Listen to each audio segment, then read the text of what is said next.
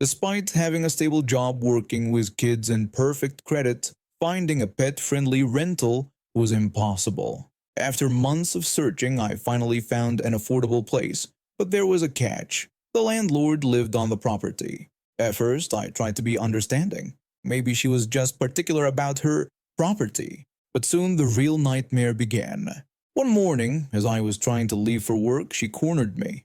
Her pupils were pinpoints from all the painkillers she was on, as she demanded to talk about my boyfriend staying over. When I explained that he only visited occasionally and never stayed longer than a day or two, she insisted that wasn't what she'd seen and demanded I pay rent for him. This was our daily life. She'd corner me for hour-long conversations, usually high on painkillers, spouting nonsense about her life and making up rules about my guests. She even bragged about how she was scamming her employer with a fake disability claim. The breaking point came when I returned from a 2-week trip home. I'd been back for barely 48 hours when she had my boyfriend removed by the police. Then came the most ridiculous part. She slid a paper under my door demanding payment for my boyfriend's rent and utilities for the past 2 weeks. When I pointed out that I was out of town and nobody was even there, she threatened me with consequences if I didn't pay. And consequences there were, but not the ones she expected. When I stood my ground, she went nuclear. First came the creepy phone call. Someone called with a poorly disguised voice asking if this was the escort service. I recognized it as her immediately. Then she called my workplace pretending to be a potential landlord checking references. She tried to sabotage my job by telling my boss that I hosted wild parties. The harassment escalated. She stomped around my porch at night, called animal control, claiming my dog was vicious, and even sent the police to my workplace claiming she found drugs in my house. I had to explain to the officers that I worked with children and that this was just harassment because I wouldn't pay her fake bills. I got a restraining order against her, but here's where it gets good. Remember that disability fraud she bragged about?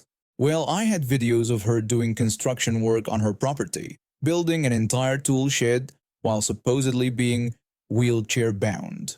When I met with her employer's investigator, I handed over all my evidence, including dated footage of her doing heavy construction work while claiming disability. The investigator couldn't believe their luck. The case against her had been struggling until I showed up with concrete evidence. 3 months later, I got the call I'd been waiting for. She was found guilty of disability fraud. Not only did she lose her cushy teaching position, but she had to pay back years of fraudulent disability payments. She had to sell her precious property to cover the costs. Last I heard, she's renting now, probably learning what it's like to be on the other side of the landlord-tenant relationship. I hope her new landlord is everything she deserves. She never knew it was me who turned her in. With the restraining order in place, she couldn't even try to find out. Sometimes karma needs a little push, and I was happy to help. I started training in martial arts when I was pretty young, around 10 years old. My dad was an assistant instructor at our local martial arts school, and he'd been training me even before I officially joined the class. By the time I was 14, I'd been training for about 4 years, and our class had evolved from traditional martial arts into more of an MMA style. Everything was great until this really tall, skinny kid joined our class. He was probably around my age, but he towered over everyone else. At first, it wasn't a big deal, but within a week, he started showing his true colors. This kid began pushing around the smaller students, including me, cheating during warm-ups and talking trash to everyone. The instructors started noticing and gave him extra exercises as punishment, but that just showed everyone how lazy and disrespectful he really was. Then came the day everything changed. We were having class in the community hall because our instructor wanted to teach us some special rolling techniques using the stairs there. After class ended, this kid decided it would be hilarious to put on his training gloves and start punching people as hard as he could.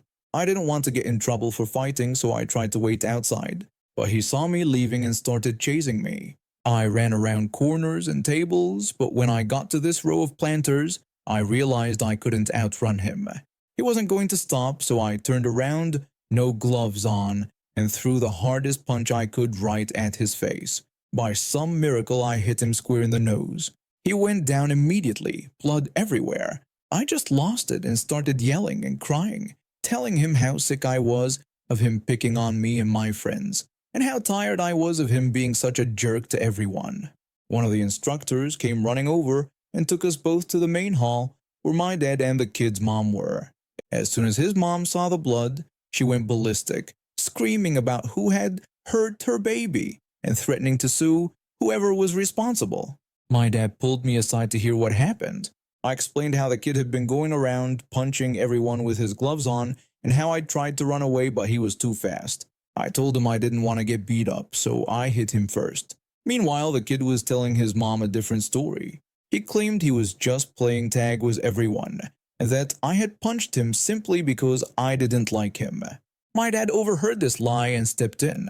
He asked the kid to confirm if that's what he really meant to say, and the kid nervously agreed. When the kid's mom demanded to know who my dad was, he introduced himself as my father and questioned why our stories were so different. The mom expressed her doubt about my version of events, which prompted my dad to do something amazing. He turned to the whole class and asked a series of questions. First, he asked everyone who got punched by the kid that day outside of practice to raise their hands. 5 people did. Then he asked how many had seen the kid bully me or anyone else. 9 people raised their hands. Finally, he asked how many were playing tag with the kid today. No one raised their hands. The kid's mom accused everyone of lying, but my dad calmly suggested she consider what a judge would think about such a conspiracy.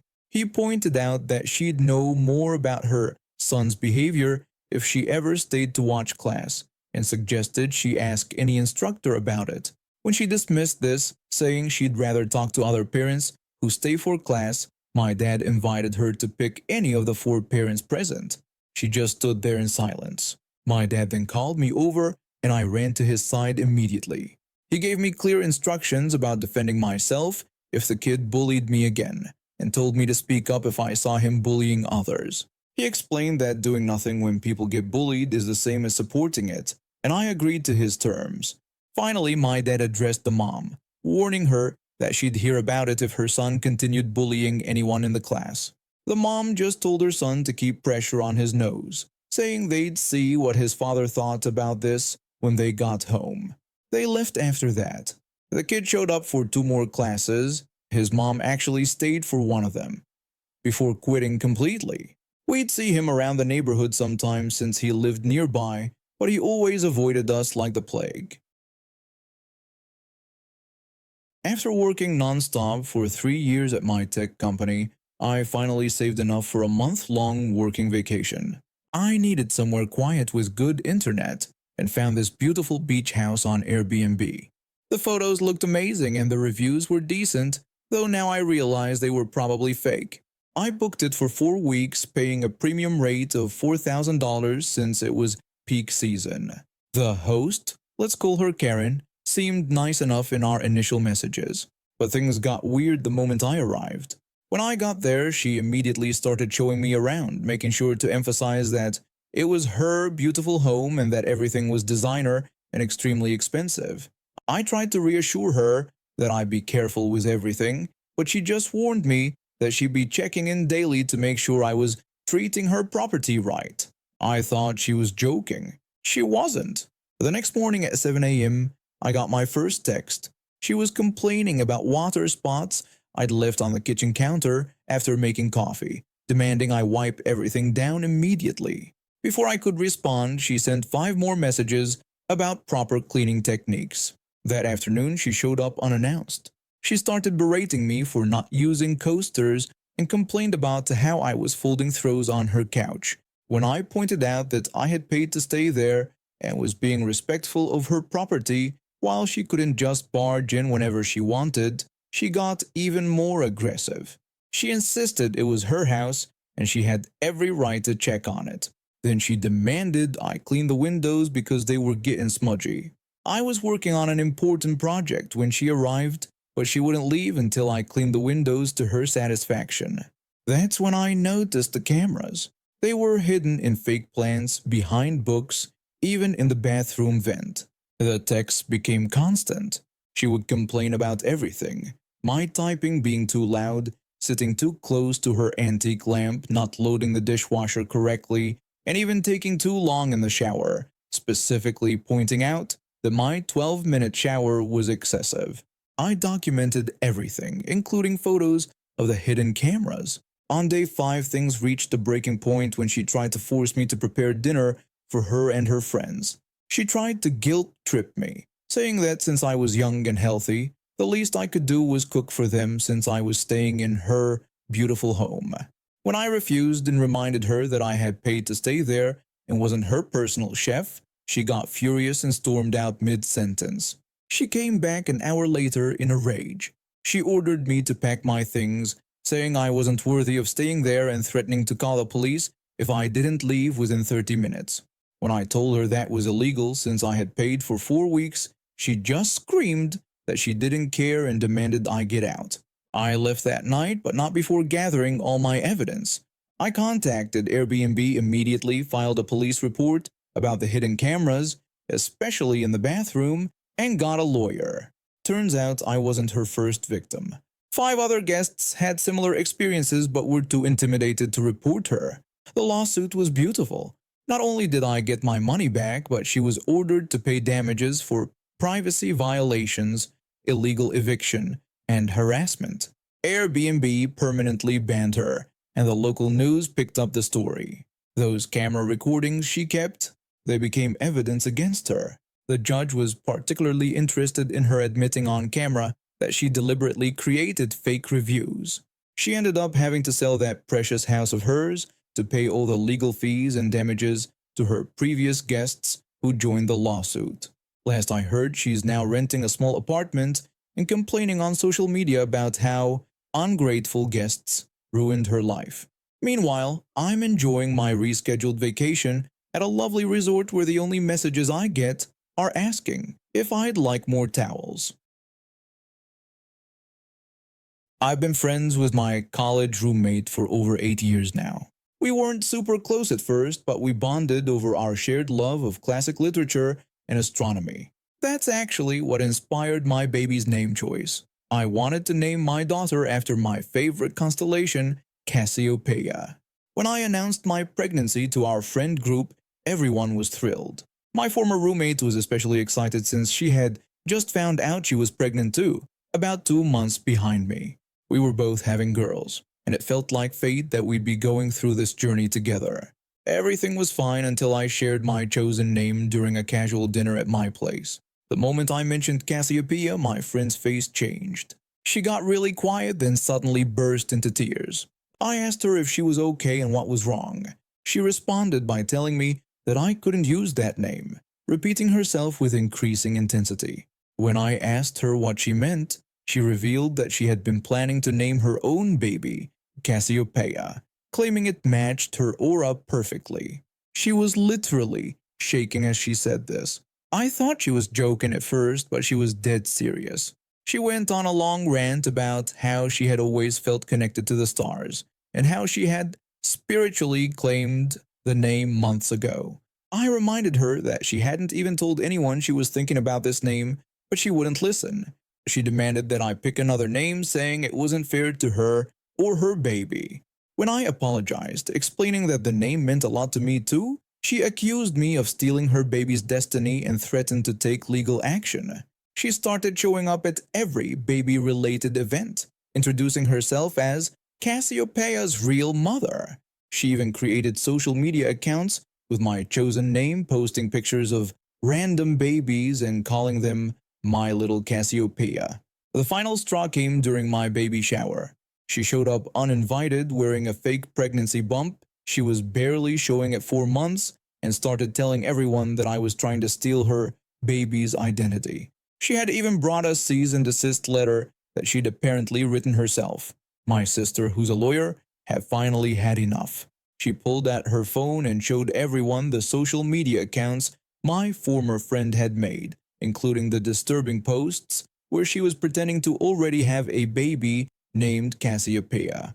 She then told her that what she was doing could be considered harassment and stalking, and that if she didn't stop, we would be the ones taking legal action. My former friend turned pale and started crying again, but this time nobody sympathized. Several mutual friends immediately unfollowed her on social media and left our gathering with her. The next day, all the fake accounts disappeared. I had my beautiful daughter 2 months ago, and yes, her name is Cassiopeia. My former friend ended up moving to another state before having her baby. I heard through mutual friends that she named her daughter Emma and hasn't mentioned constellations or auras since. Sometimes I still can't believe this actually happened. Who gets so obsessed with a baby name that they're willing to destroy an 8-year friendship over it? But I guess some people just can't handle not getting their way. I've known this guy from college for some years now. We weren't super close, but we kept in touch through our friend group. He always tried to present himself as this successful businessman, constantly bragging about his investments and luxury lifestyle on social media. Last month, he messaged our group chat about this amazing vacation opportunity. He claimed he had a luxury timeshare in the Maldives and wanted to treat his closest friends to a week-long stay. According to him, everything was already paid for and we just needed to cover our flights. When I asked if he was sure about such a generous offer, he responded with fake humility, saying that's what friends were for and that he wanted to share his success since he'd been so blessed this year. 5 of us agreed to go. We all bought our flights, took time off work, and were genuinely excited. When we arrived at the resort, everything seemed perfect until we tried to check in. The resort staff told us that there was no payment on record for the booking. Our friend quickly jumped in, claiming there must be some mistake and that he would handle it.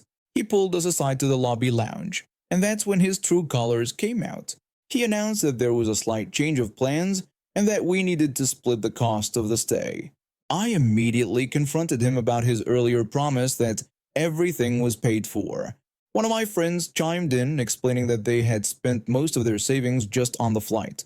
Rather than showing any remorse, he had the audacity to call us ungrateful and tried to downplay the cost, saying the rooms were only $400 per night each and that split between all of us, it would be nothing. Another friend quickly did the math and pointed out that it would cost $2,800 per person for the week, something none of us had agreed to. When we refused to pay, he completely lost it. He had somehow gotten all our luggage sent to one of the rooms during check-in, and he had the only key card. With a sneer, he told us we could sleep on the beach for all he cared if we wouldn't pay, and that we wouldn't get our luggage back until we did. We tried reasoning with him for hours. He kept ranting about how we were ruining his generous gesture and even called us ungrateful peasants who didn't deserve his friendship. The breaking point came when he created a group chat titled "Thank You Dinner Planning" and started making even more demands. He told us he expected to be treated to a nice restaurant befitting his status and that we would all need to pitch in for his meal too. That's when I'd had enough. I contacted the resort's management and explained the situation. Turns out he had made the booking with a fraudulent credit card, and the resort had been trying to contact him. The management called the local police. While he was at the pool, bragging to some tourists about his luxury timeshare, the police arrived. They arrested him for fraud, and the resort manager helped us retrieve our luggage from the room. He had been posting everything on social media, presenting himself as this generous friend treating everyone to a luxury vacation. When the truth came out, including his arrest, his carefully crafted image crumbled. His workplace found out he had told them he was attending a business conference and he lost his job. We ended up staying at a more modest hotel nearby and had a great time without him. Last I heard, he's facing fraud charges and had to move back in with his parents. His social media accounts are now private and he's been completely cut off from our friend group. His ex-workplace found out he had been embezzling money to maintain his fake luxury lifestyle.